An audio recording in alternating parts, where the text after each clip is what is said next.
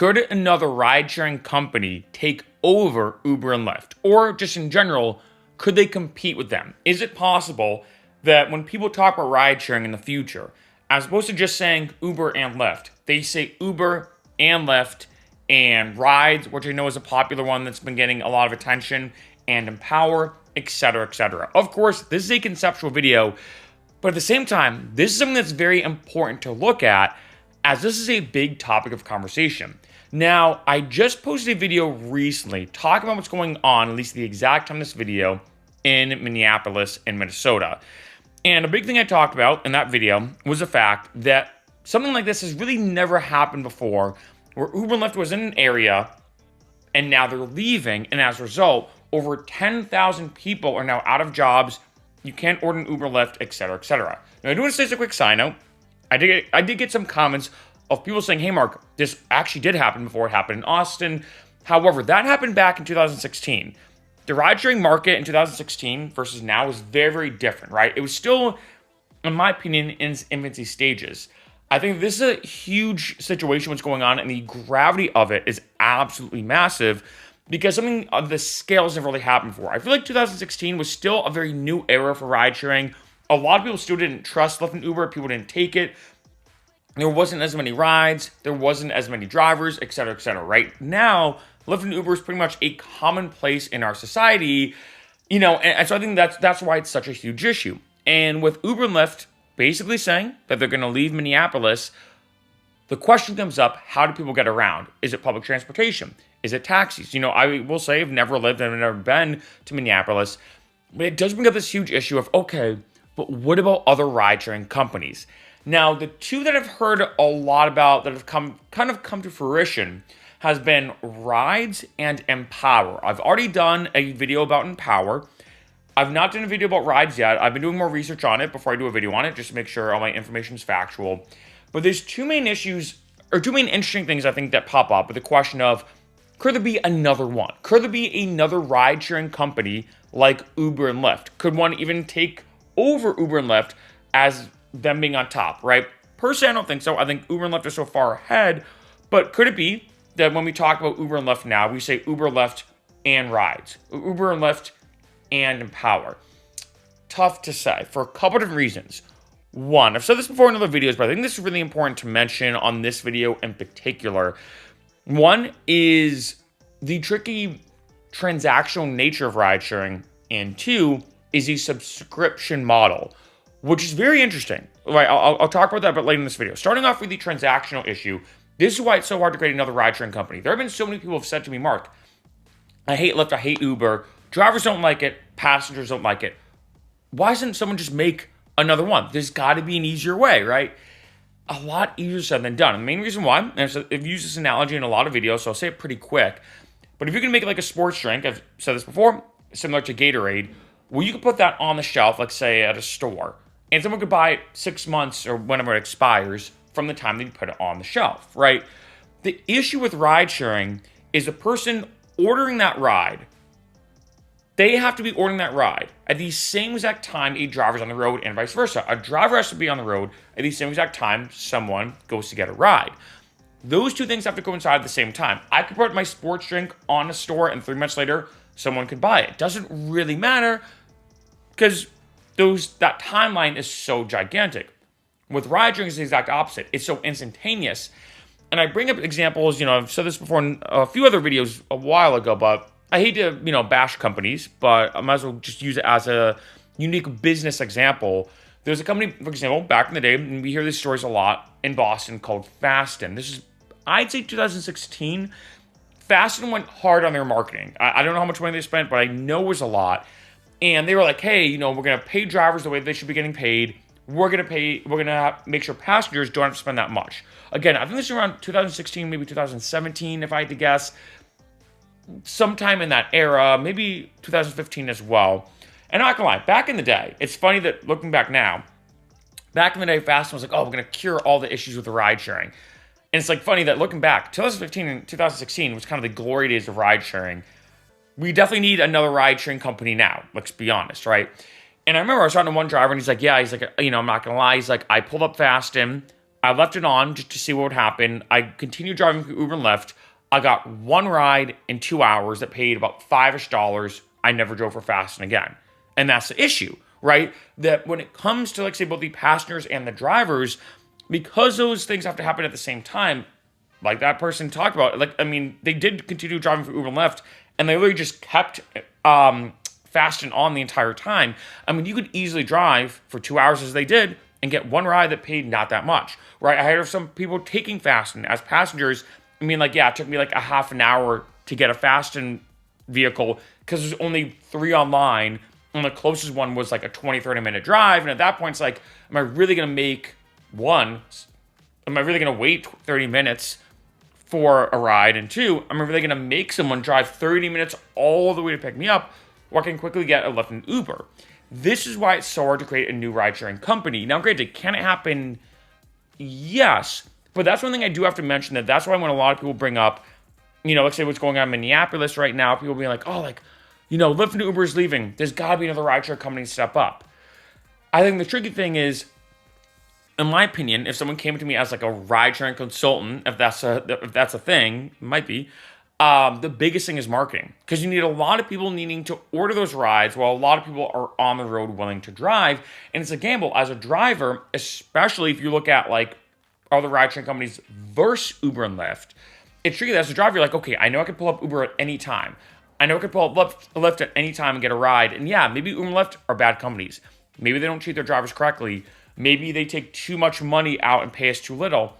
But I know I'm still going to make more at the end of the day because I'm going to get more rides than these other companies where I pretty much get 0 rides.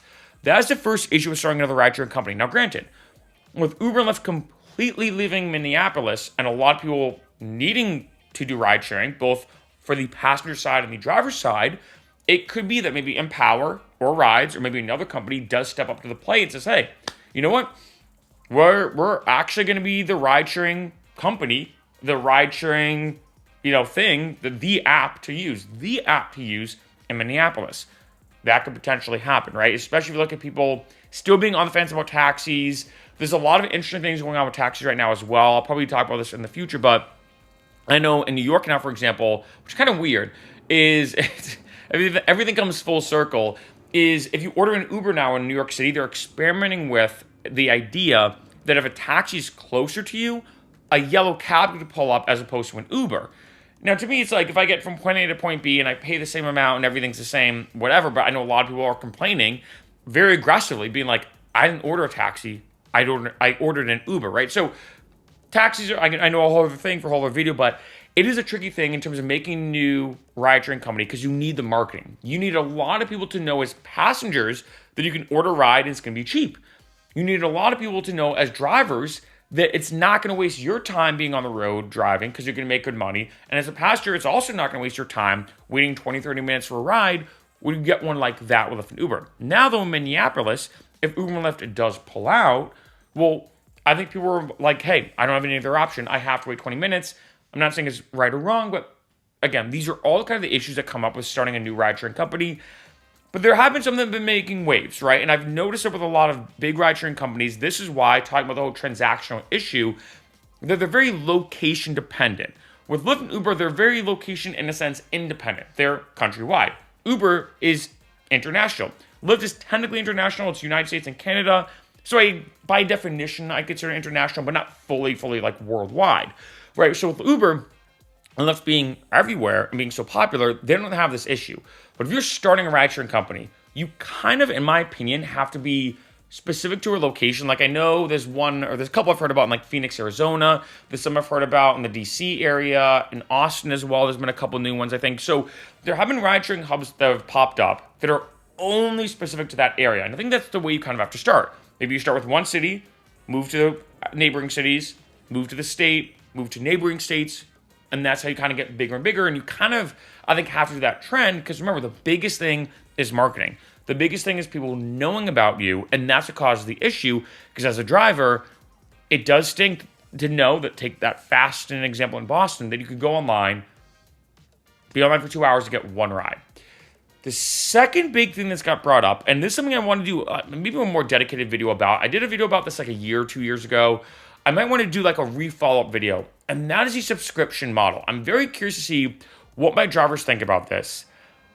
I feel mixed about the subscription model. Now, in case you don't know, the subscription model is the idea that with Lyft and Uber, in case you didn't know, by the way, you can never theoretically, now I'm wording this very simply, you can never theoretically, put that in quotation marks, lose money driving, right?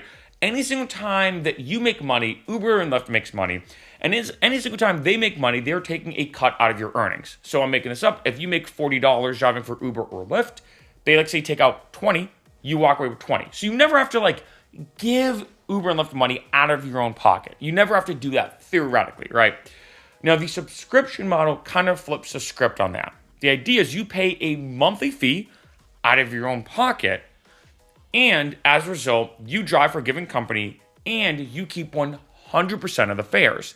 This is the main selling point for companies like Empower, which I've already done a video about, and Rides. This is the main selling point for those. When I've looked into the metadata, it seems like it depends upon your area and a few different factors, so that is kind of annoying. I've seen anywhere between $50 and $200 a month you have to spend for the subscription model. And I'm not gonna lie, that's pretty interesting. I've seen, I think on average, about $100 for a month. So take 100 to make numbers easy. What gets really interesting, because on one end, you could say, well, I could theoretically lose money. Like say you pay $100, you have a very crazy busy month with work and other obligations, you just lost $100. On the other end though, for a lot of drivers, even part-time drivers, that's pretty cheap so long as you get enough rides, going back to the transactional issue like I talked about earlier.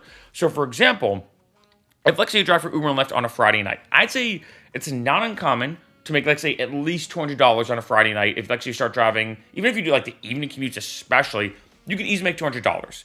Now, Uber and Lyft, it does fluctuate how much money they take out, and it does depend area to area. It's very weird. Let's just say 50% to make numbers even. So if I go out on a Friday night and I make $200, well, technically Uber or Lyft gets 100 of that. I walk away with $100 on a Friday night.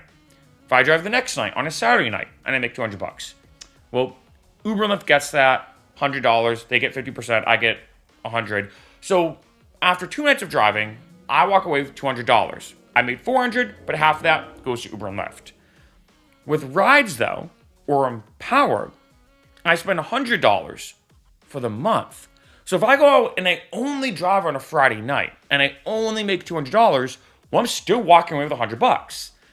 But then if I drive on a Saturday night and I make $200, I keep $200 because I keep 100% of my fares. If I drive again on the next weekend, anything past that is profit. Once you reach that $100 subscription fee, anything past that is profit. And I'm not gonna lie, with the average Uber and Lyft driver right now making, I'm gonna say it's 20-ish an hour, 20 to 25 an hour, ignoring expenses and fees.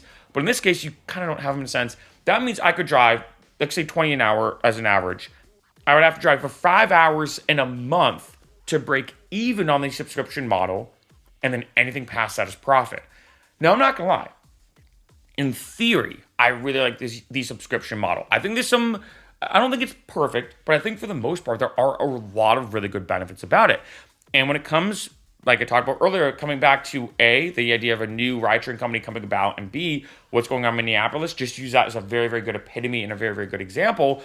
A lot of them are saying, hey, let's have a new ride-sharing company. And not only that, let's flip the script on ride-sharing. We're not just a new ride-sharing company like Lyft and Uber. We're a new one that has a whole different style of a business model.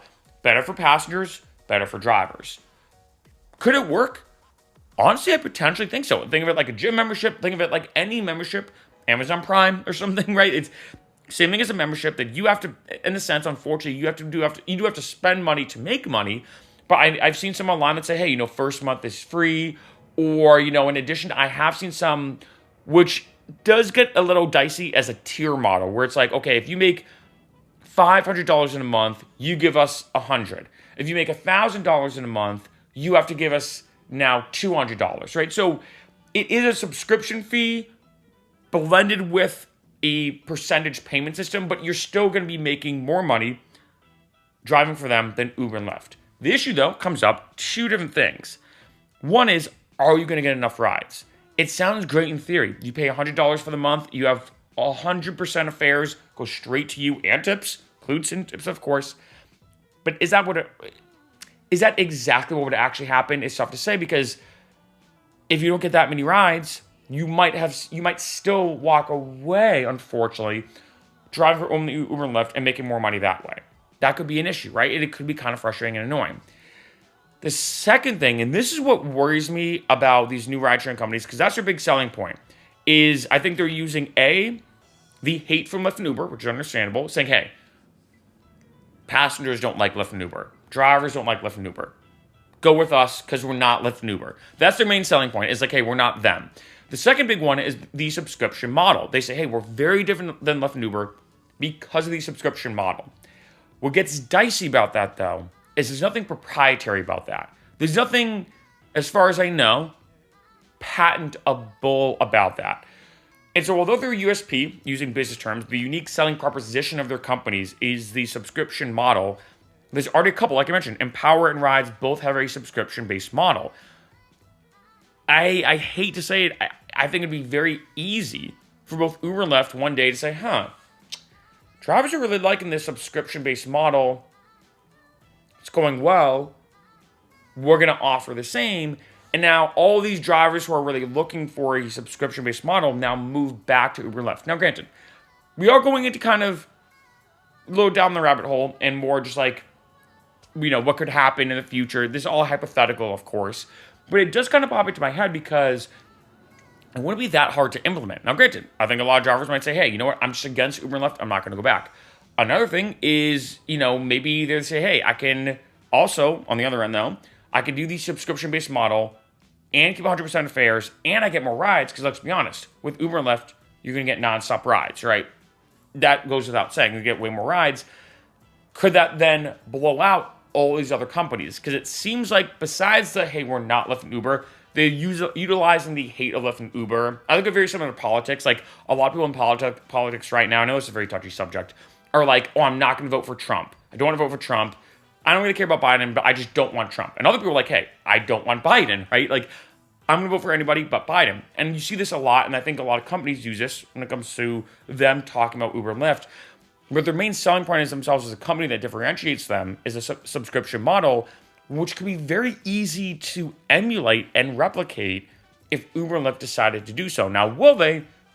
I don't know, right? It's tough to say. I don't know what the numbers look like on the back end in the nitty gritty of, is it actually going to make them more money by switching to a subscription model? Or are they making more money taking a percentage cut? Of course, I think the percentage cut, they probably get way more money, but I don't know, right? And then this is all something to consider, because I do think when it comes to ride sharing, there is a bit of a monopoly in practicality, not on paper, with ride sharing. And what I'm talking about is based off definitions and like all that kind of stuff. Uber and Lyft is not really a monopoly per se. They're two companies with two different business models, well, in a sense, right? They have different mini structures. They're two different entities completely, right? They have different pricing, both for passengers and drivers, and et cetera, et cetera. But in practicality, in common speak, they do have a ridiculous stranglehold. I mean, think about it. They do have such a ridiculous stranglehold. Like, I don't know if I can think of any other industry where there's two main heavy hitters and no one's even remotely close. Like, there's no one that's even remotely close to Uber and Lyft. And I hate to say it, it does give Uber and Lyft the power. With what's going on in Minneapolis, Uber and Lyft saying, oh, we're just going to leave. You guys figure out your own stuff. And the tough part is, and I've said this before in that video and other videos, is that Uber and Lyft does have a bit of a control, because although they're very different companies and it's always been Uber versus Lyft, they do typically work together on ride-sharing issues, especially when it involves legal stuff going on. And unfortunately, in this situation with what's going on, it is just incredibly frustrating that Uber and Lyft has this much power, which to me makes it feel like a massive monopoly. And I think this is why we do need other ride-sharing companies in the market to kind of, in a sense, give Lyft a little pressure and a little pushback, saying, hey, you're complaining about ride-sharing with this one legal issue. We're fine with it. If you want to leave, go for it, because we're going to make all the money, as opposed to Lyft and Uber using it almost like a bluff, or we'll see, of them saying, oh, you know what, you don't like it? We know you have no other option besides Uber and Lyft. We're going to leave anyway. And I think that's Uber and Lyft's stance, is they kind of know, in a sense, deep down inside, that if they leave an area, there's no ride sharing at all. Ride sharing goes away.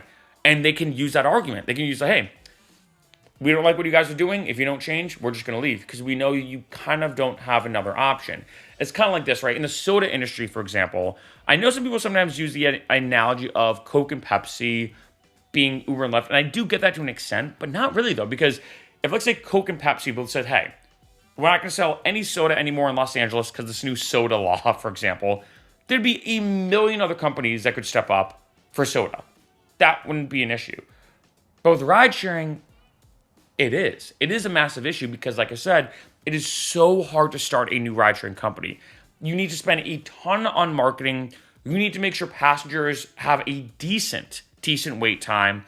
You need to make sure drivers have a decent pickup time, in the sense that passengers are not waiting 30 minutes to ride. Drivers aren't waiting 30 minutes to pick somebody up, or even 2 hours, like what happened with Faston in Boston. And it's stuff because you need to market to both of them too. You need to market to a whole group of people willing to work for you, and potentially not another company, because it might be conflicting, right, of when you get the rides or whatever. You also need a bunch of passengers willing to hear about you. To be like, oh, I need a way to get to work. I typically take an Uber and Lyft. I'll use this rideshare company instead. At the end of the day, of course, this video is all hypothetical, all speculation. This is all kind of stuff that I've observed throughout the years of my ride-sharing history, so to speak. It's tough to say. I think especially Minneapolis, like I said, brings up a lot of interesting issues, talking very specifically about other ride-sharing companies.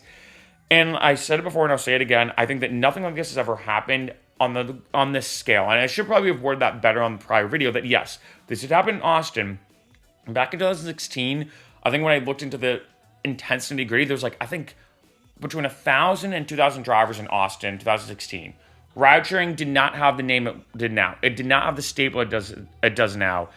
Now it's a huge staple in pretty much any market that it touches, Minneapolis being one of them. And so this is why the gravity of the situation is ridiculous, and which brings up this huge fundamental question. If Uber and Lyft leaves, one, could another ride-sharing company take over? Is that even possible? And two, if so, which one will be the one to eventually come in and dethrone, or even work together, or both, with Lyft and Uber?